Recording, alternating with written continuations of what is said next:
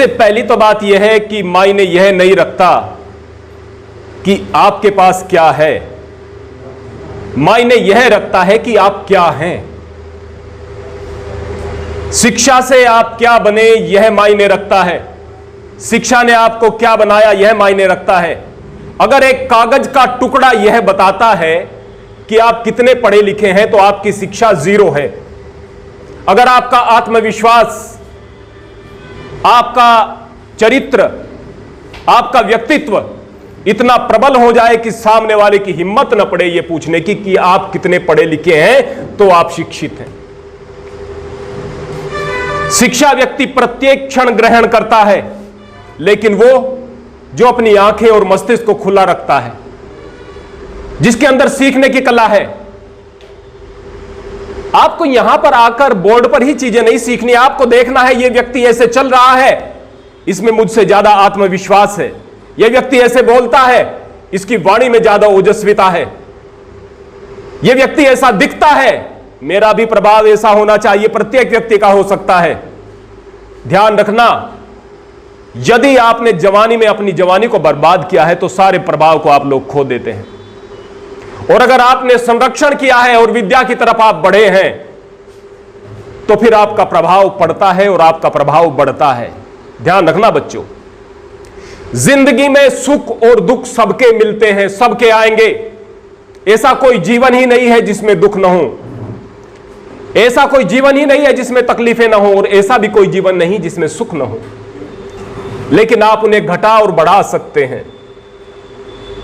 जिंदगी के शुरुआती दौर में यदि आपने तकलीफों को चुन लिया तो अपने हिस्से के सुखों को आपने पॉज कर दिया है, रोक दिया है। मिलेंगे, आपको मिलेंगे, और जब मिलेंगे ना तो ब्याज लगकर मिलेंगे। यदि आपने उस हिस्से में, जबकि आपको अपने चरित्र का और अपने व्यक्तित्व का निर्माण करना था, अपनी जिंदगी के उस हिस्से में अगर आनंद को चुन लिया, शौक को चुन लिया, खामखा के सुखों को चुन लिया, बेकार की चीजों से आकर्षित हुए, तो फिर आप जो सुख है वो पहले ले रहे हैं, दुख मिलेंगे, और वो दुख ब्याज लगकर मिलेंगे। ध्यान रखना, बाकी की जिंदगी आपके दुखों और तकलीफों में कटने वाली है। इसीलिए हमारी संस्कृति में विद्यार्थी को विद्यार्थी नहीं ब्रह्मचारी कहा जाता है। ब्रह्मचारी अर्थात ब्रह्म जैसा आचरण होता है जिसका। नहीं दिखती है ब्रह्मचारी को कोई दुनिया की रंगीनियां। मोबाइल पर अगर आप कोई चीज देख रहे हैं तो बीच में विज्ञापन अगर आते हैं तो आपकी नजर उनकी तरफ जाएगी नहीं, और अगर कोई दूसरी चीज आपको आकर्षित करती है तो आप आकर्षित नहीं होंगे। निश्चित रूप से यदि डेडिकेशन है तो यह पढ़ाई की शुरुआत है आपकी, यह आपकी पढ़ाई की शुरुआत है। जब आप आकर्षणों में फंसना बंद कर देंगे, जब आपकी बातों में मस्खरी बंद हो जाएगी तो आप मस्खरे नहीं रहेंगे, और जो मस्खरा है वो विद्यार्थी नहीं हो सकता।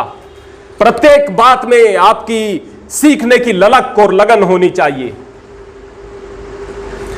आप जिंदगी में आत्मविश्वास के साथ आगे तभी बढ़ सकते हैं अगर आप बुरी आदतों से ग्रसित नहीं हैं, और बुरी आदतों से तब बच सकते हैं जब आपने उन दरवाजों को बंद कर लिया जिन दरवाजों से बुरी आदतें अंदर जाती हैं।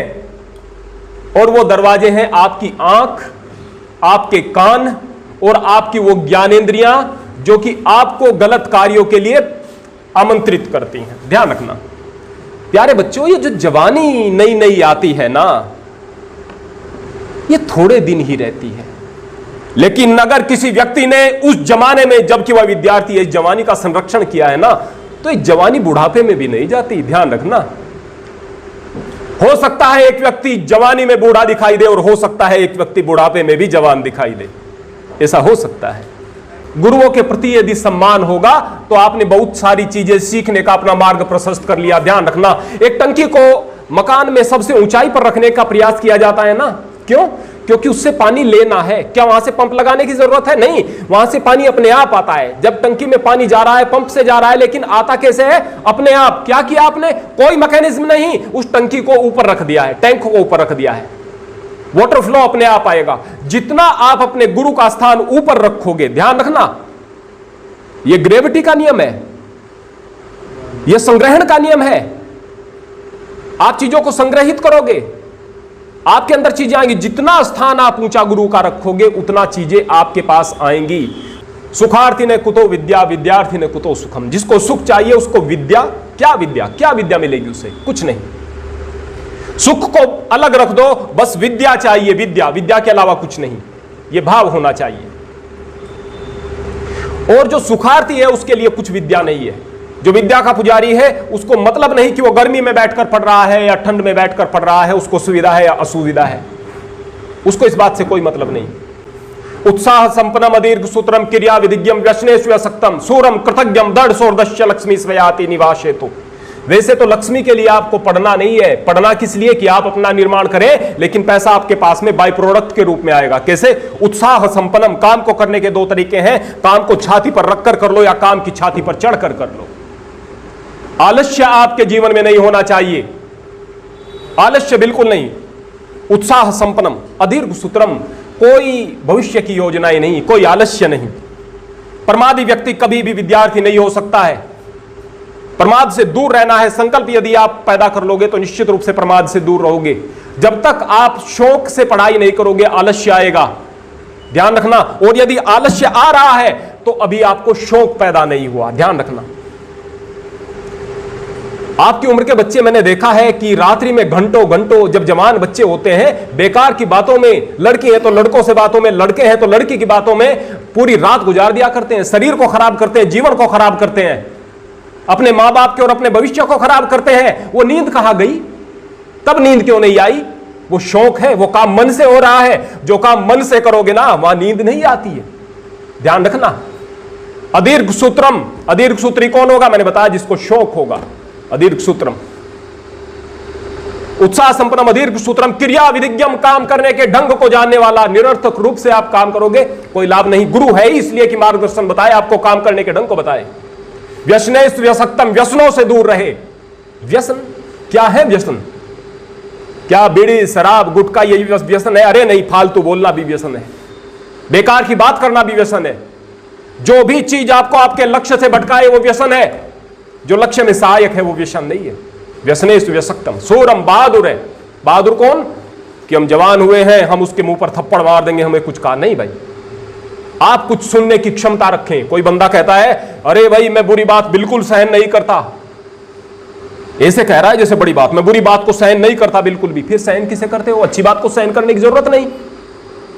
सहन करना ही उसका है जो बुरी बात है। सहन करना सीखो।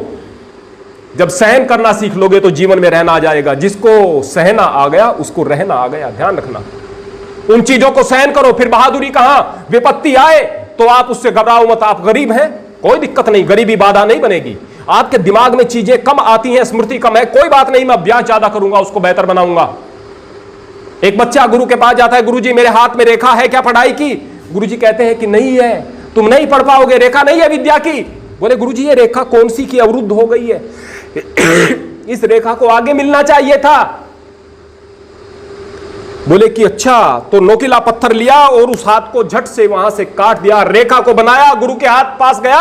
गुरुदेव देखना अब तो मैं विद्वान बन जाऊंगा। कि बेटा तुम्हें अब कोई नहीं रोक सकता विद्वान बने बगैर। वो बच्चा था पाणिनि, जिसने व्याकरण की रचना की। पाणिनि। जब ये डेडिकेशन हो जाता है तो फिर आपके मार्ग को कोई अवरुद्ध नहीं कर पाता है, कोई अवरुद्ध नहीं कर पाता है।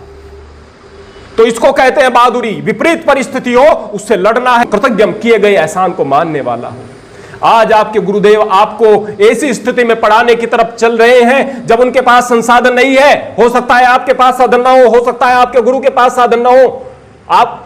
आपको शिक्षा देने की तरफ बढ़ रहे हैं। आप अगर कामयाब होते हैं, ईश्वर ने चाहा कामयाब होंगे, आप कामयाब होते हैं तो एक बात ध्यान में रखें कि मैं गुरु का ऋण कभी नहीं उतार सकता हूं। मेरे जो गुरुजन हैं इनका ऋण नहीं उतार सकता हूं। कृतज्ञता रखें। जितनी कृतज्ञता आपके अंदर होगी उतना ही आप ऊंचाई की तरफ जाएंगे। सूरम कृतज्ञम दृढ़ सोर्दश्य, दृढ़ हृदय वाले।